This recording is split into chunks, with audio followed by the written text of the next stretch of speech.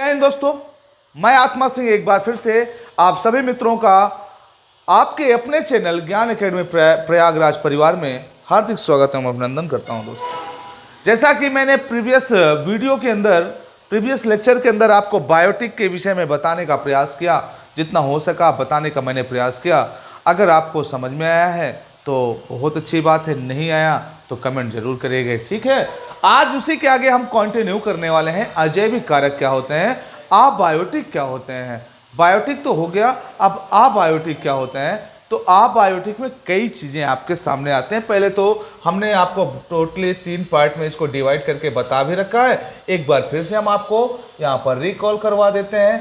3 part में इसको divide किया जाता है। एक तो होता है भौतिक पार्ट, क्या बोलेंगे, एक तो भौतिक होता है और दूसरा होता है कार्बनिक और तीसरा होता है अकार्बनिक।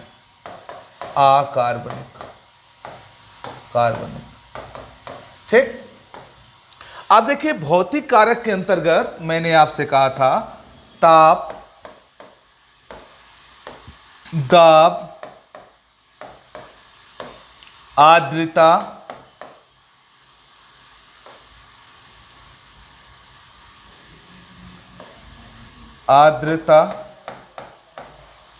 स्थलाकृतियां, स्थलाकृति, प्रकाश, ये सब आपके क्या होते हैं, भौतिक कारक होते हैं या भौतिक अबायोटिक के अंतर्गत ये भौतिक होते हैं। कार्बनिक में आपको लोगों को मैंने कुछ बताया था, जिसमें आपको बताया था मैंने प्रोटीन होता है और क्या होता है, कार्बोहाइड्रेट होता है, कार्बोहाइड्रेट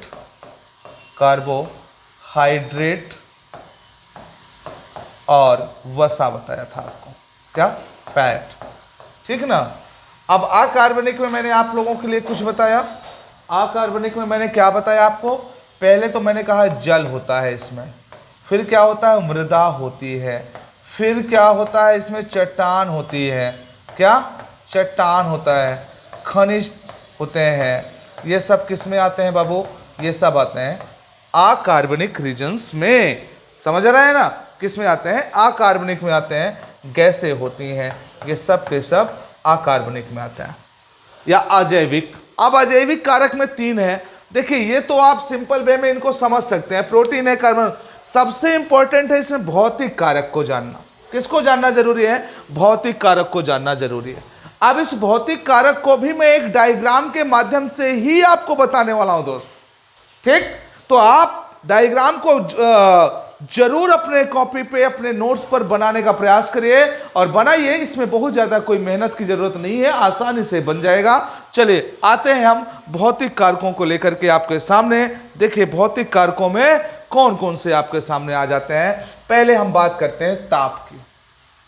आप देखिए, ताप को जानने के लिए मैं आपको पहले सनलाइट के पास लेके चलता हूं।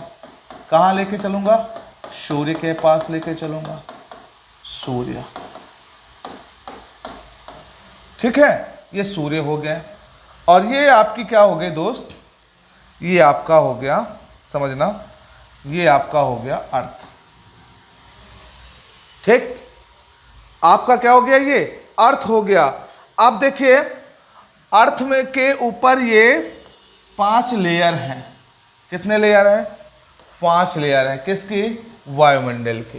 कितने लेयर हैं, 5 लेयर है मेरे दोस्त, 5 लेयर इसमें वायुमंडल के ऊपर खींची गई है। खींची नहीं, मतलब होती हैं। और जो ये नीचे वाली लेयर है, इसको क्षोभ मंडल कहते हैं दोस्त, क्षोभ मंडल। प्रीवियस वीडियो आप मेरा देख लेंगे, प्रीवियस लेक्चरों को आप देख लेंगे, तो उसमें मैंने इसको बाकायदा एक्सप्लेन किया है। यहाँ पर जो मुझे काम है केवल उसको मैं रखूंगा, बाकी सब की बात नहीं करूंगा, क्योंकि आपको पता है क्षोभ मंडल एक ऐसा मंडल है जो अर्थ के सबसे करीब होता है। और जितनी भी मौसमी घटनाएं घटती हैं, जितनी भी मौसमी घटनाएं घटती हैं मेरे दोस्तों, मौसमी घटनाएं घटती हैं, मौसमी घटनाएं वो सब के सब कहाँ घटती हैं, क्षोभ मंडल में ही घटती हैं, ठीक है। अब देखिए, सूर्य से तो पृथ्वी को प्राप्त होगा क्या, ताप। क्लियर एकदम। सूर्य से पृथ्वी को क्या प्राप्त होगा? ताप प्राप्त होगा। और क्या प्राप्त हो सकता है? सूर्य से पृथ्वी को प्रकाश प्राप्त होगा। बिल्कुल सिंपल सी बात है, समझना इसको ताप मिलेगा और प्रकाश मिलेगा। ठीक है। अकॉर्डिंग टू सन, अर्थ के परिक्रमण के आधार पर सूर्य का ताप मिलता है और परिक्रमण के आधार पर ही सूर्य का प्रकाश मिलता है। गौर करिए इस बात को। देखिए, मैं एक बार फिर से आपको इसी चीज के विषय में बताने वाला हूं। ध्यान से गौर से समझिएगा। ये आपके सामने मैंने ग्लोब लाया। क्या है ये? ग्लोब है। ठीक है। जैसे सपोज करो मैंने ताप को बताना चाहा आपको कि सर ताप को आप डिफाइन करिए, कैसे ताप को डिफाइन करते हैं, तो मैं ताप को बता रहा हूं। देखिए, अर्थ जो होती है, सन के चारों तरफ जो प्रकाश मंडल है उसमें किसी भी तरह का तापमान का अंतर नहीं होता, वो समान होता है प्रकाश मंडल जो होता है। अब पता चला सूर्य यहां पर है। अब सूर्य के चारों तरफ अर्थ क्या कर रही है? ऐसे ऐसे मूवमेंट कर रही है। अर्थ ऐसे ऐसे मूवमेंट कर रही है और सूर्य तो यहीं पे होगा ना, ऐसे ऐसे अर्थ मूवमेंट करेगी, ऐसे ऐसे घूमेगी। तो अब देखो, जब अर्थ घूमती है उसी बात को आपको गौर करना होगा। एक समय होता है अर्थ के बीचों बीच सनलाइट पड़ता है, किसी भी ध्रुव पर नहीं पड़ता, ना तो उत्तरी ना तो दक्षिणी ध्रुव पर पड़े। गौर से समझना। देखना, जब ऐसे लाइट पड़ती है सूर्य की, जब ऐसे लाइट पड़ती है अर्थ पर, ध्यान देना, तो इस टाइम पे दक्षिणी जो पोल है, दक्षिणी जो ध्रुव है, ये वाला जो मैं आपको बता रहा हूं, ये वाला पोल सूर्य के सामने होता है। क्यों? झुकाव इधर है, तो उत्तरी पोल कहां होगा? इसके विपरीत होगा, सूर्य के विपरीत होगा। लेकिन जब अर्थ घूम करके यहां पर आएगी मेरे दोस्त, यहां पर ध्यान दीजिएगा, तो इस टाइम पे जो उत्तरी और दक्षिणी ध्रुव हैं वो नीचे हो जाएंगे और सूर्य का प्रकाश बीचों बीच इक्वेटर लाइन पर पड़ेगा। कहां पर पड़ेगा? इक्वेटर लाइन पर पड़ेगा। और आपको मैं दिखा देता हूं, ये दक्षिणी अमेरिका है, दक्षिणी अमेरिका है मेरे दोस्त, ध्यान से देखना। और ये वाला एरिया है, ये अमेजॉन जंगल का है। यहाँ पर इस तरह से पेड़ पौधे पाए जाते हैं। तो भौतिक कारक ऐसे डिपेंड करते हैं। अब पता चला यहाँ पर सूर्य का प्रकाश पड़ रहा है, मतलब इक्वेटर पे पड़ रहा है। अब पता चला कि पृथ्वी आगे घूम करके ऐसे गई। अब आगे जब पृथ्वी यूं जाएगी मेरे दोस्त, ऐसे जब ऐसे जाएगी आगे पृथ्वी यूं, अब सूर्य यहाँ पर है तो उत्तरी ध्रुव सूर्य की तरफ हो जाएगा और दक्षिणी ध्रुव इसके विपरीत चला जाएगा ना विपरीत। भाई ये वाला सूर्य की तरफ झुक जाएगा, ये इसकी तरफ झुक जाएगा और ये दूर हो जाएगा। तो उस टाइम पे उत्तरी ध्रुव को ताप ज्यादा मिलेगा, कम मिलेगा? ताप ज्यादा मिलेगा। जब उत्तरी ध्रुव के एरिया में, मतलब कर्क रेखा के आसपास के क्षेत्रों में ताप ज्यादा मिलेगा, तो यहां पर प्रकाश ज्यादा मिलेगा कि नहीं?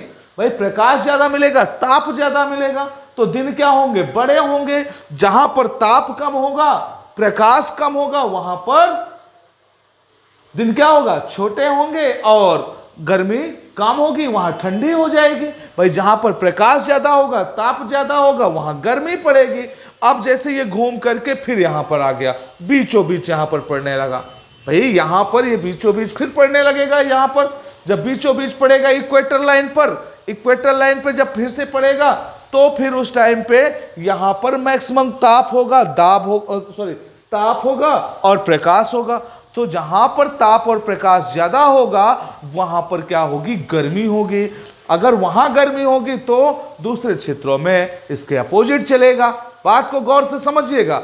अभी मैं इसमें बनाकर फिर बता रहा हूं दूसरे डायग्राम के माध्यम से, और फिर यही क्रम इसका चलता रहता। तो कभी उत्तरी ध्रुव में ज्यादा ताप और प्रकाश, कभी दक्षिणी ध्रुव में ज्यादा ताप और प्रकाश, कभी बीचों बीच इक्वेटर में ताप और प्रकाश। तो इसी चीज को मैं आपको समझाने वाला हूं, ये भौतिक कारक कैसे होते हैं। ठीक है, चलो। अब जैसे सूर्य का प्रकाश यहां पर पड़ा, सूर्य का प्रकाश पड़ा यहां पर, तो ताप बढ़ेगा तो प्रकाश बढ़ेगा, तो ताप भी बढ़ेगा ना। तो जहां पर ताप बढ़ेगा, प्रकाश बढ़ेगा, तो मेरे दोस्त याद रखिएगा वहां पर ह्यूमिडिटी बढ़ेगी, आर्द्रता बढ़ेगी। क्या बढ़ेगी? आर्द्रता बढ़ेगी मेरे दोस्त, ध्यान से समझिएगा। क्यों? क्योंकि यहां पर निम्न दाब का क्षेत्र बनेगा। क्या बनेगा? निम्न दाब का क्षेत्र बनेगा। क्यों? क्योंकि जहां ताप ज्यादा होता है वहां पर जो दाब होता है, ताप और दाब समझना, मतलब कह सकते हैं pressure is directly proportional temperature. मतलब जो टेम्परेचर अगर वो इंक्रीज करेगा तो प्रेशर डाउन हो जाएगा, और जब प्रेशर इंक्रीज करेगा तो तापमान डाउन हो जाएगा। तो आप देखिए यहां पर ताप प्रकाश बढ़ रहे हैं तो दाब कैसा होगा? निम्न दाब। वायु का वेग कैसा होता है? वायु का वेग होता है high pressure to low pressure, निम्न दाब है, एलपी है ये, हाई प्रेशर से लो प्रेशर की ओर। तो यहां पर आर्द्रता होगी। जब यहां पर दोस्त आर्द्रता होगी तो यहां पर ज्यादा से ज्यादा बारिश होगी। समझ गए? अगर ये इतनी सी बात समझ में आई हो, मैं चलो इसको बना लो, फिर आगे मैं एक और आपको बता देता हूं। सुनिए इसको, देखिए जब कहीं पर ताप बढ़ेगा, ऐसे समझना, जब ताप बढ़ेगा तो वहां पर लाइट भी क्या होगी? बढ़ेगी। लाइट का टाइम पीरियड बढ़ेगा। जब लाइट का टाइम पीरियड बढ़ेगा, इसको लिख लीजिएगा, समझना क्या क्या बढ़ेगा। तो वहां पर ह्यूमिडिटी भी बढ़ेगी, रेनफॉल वहां पर बढ़ेगा। समझना इसको। एक तो ये पक्ष हो गया। अब वहां की स्थलाकृति क्या होगी? वहां पर बारिश होगा तो दलदली होगा। अच्छा, नेक्स्ट इसके अपोजिट में लिखता हूं, जहां पर ताप ज्यादा बढ़ेगा वहां पर जो, अच्छा प्रेशर नहीं लिखा मैंने, अच्छा प्रेशर यहां पर क्या होगा? प्रेशर यहां पर लो हो जाएगा। क्या हो जाएगा? यहां पर प्रेशर लो हो जाएगा।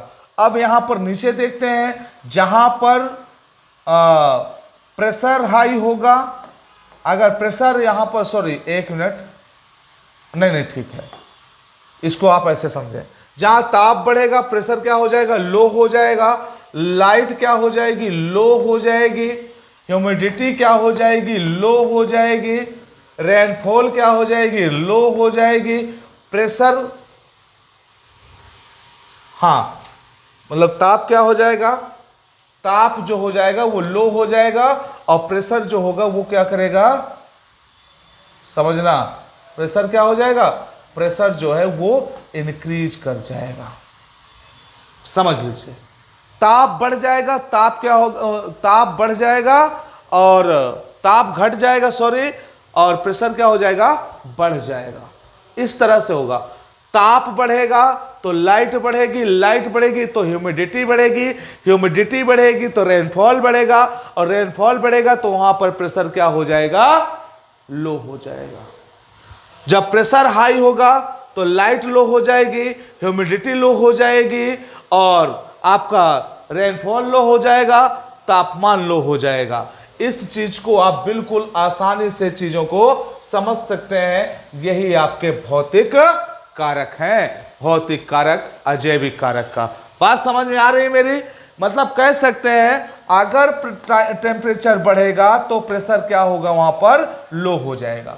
अगर टेम्परेचर बढ़ेगा तो प्रेशर क्या हो जाएगा? लो हो जाएगा। और जहां पर प्रेशर लो हो जाएगा दोस्त, वहां पर गर्मी होगी। क्या होगी? गर्मी होगी। और जहां पर भाई टेम्परेचर बढ़ रहा है, और जहां पर टेम्परेचर कम हो जाएगा और प्रेशर बढ़ जाएगा, वहां पर क्या होगा? ठंडी होगी दोस्तों। क्या होगी? ठंडी होगी। बात समझ में आ रही है? यही है भौतिक कारक दोस्त, यही है भौतिक कारक। फिर इसके बाद कार्बनिक पदार्थ आपने देख ही लिया। अकार्बनिक पदार्थों में मैंने लिखा दिया, जल होता है, मृदा होता है, हाँ मिट्टी होती है, खनिज होते हैं, चट्टान होते हैं। फिर इनको एक एक करके हम आपको एक्सप्लेन करेंगे आपके सामने। फिर इसके बाद हम आगे नेक्स्ट टॉपिक पे आते हैं। जस्ट इसके बाद मैं आपको जो बताने वाला हूँ वो है पारिस्थितिकी तंत्र के नियम। हेडिंग डाल दीजिएगा आप लोग, पारिस्थितिकी तंत्र के नियम। क्या डालेंगे? पारिस्थितिकी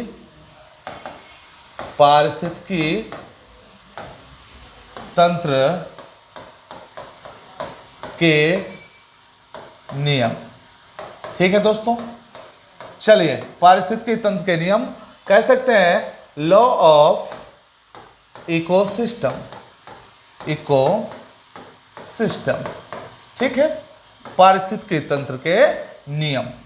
अब देखिए पारिस्थितिकी तंत्र के नियम को एक नया टॉपिक है, इसको नेक्स्ट क्लास के अंदर आपको पढ़ाऊंगा।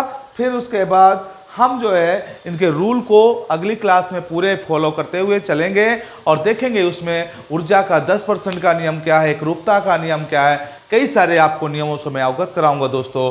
आप इसको मतलब कह सकते हैं नोट कर लीजिएगा और मैं आपसे मिलता हूँ नेक्स्ट क्लास के अंदर एक नई एनर्जी के साथ। तब तक दोस्तों पढ़ते रहिए, मुस्कुराते रहिए, खिलखिलाते रहिए और आनंद लेते रहिए। हाँ, वीडियो ज़रूर पूरा देखिएगा, शेयर करिए ज़्यादा से ज़्यादा, रिक्वेस्ट है, हम्बल रिक्वेस्ट है, शेयर करिए, आप लाइक करिए, चैनल को सब्सक्राइब करिए और कमेंट जरूर करें दोस्त। ठीक है, आपके लिए इतनी मेहनत करता रहूँगा, इससे ज़्यादा भी करूँगा। जैसे आप लोग परफॉर्मेंस करेंगे उसी तरह से मैं आगे करता रहूँगा। ठीक है, आज के लिए इतना ही, फिर मिलता हूँ नेक्स्ट क्लास के अंदर। तब तक के लिए दोस्तों नमस्कार, जय हिंद, जय भारत, सत श्री अकाल, गुड बाय।